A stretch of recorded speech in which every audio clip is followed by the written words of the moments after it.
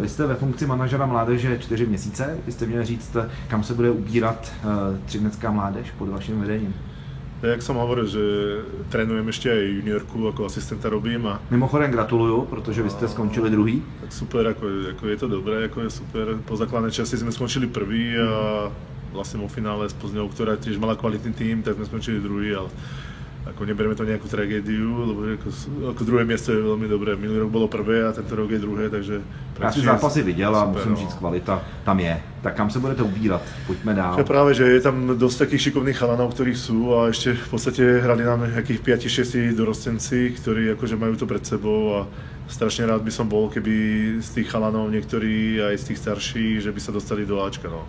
Ako je to v podstate moja taká úloha, že aby sa tam dostali a tak teraz vlastne to bol Jašek, ktorý za nás hral ten záver, ako on bol celý čas vo Frýdku, takže ako ja si myslím, že ten už by tam to miesto mal dostať, akože už nastalo. Ako teraz už aj závere tam hral nejaké zápasy a ďalší chalani, ktorí sú ešte do dorostenského veku, tak tam máme dosť chalanov, ktorí by tam niekedy mohli nakúknúť. Ako.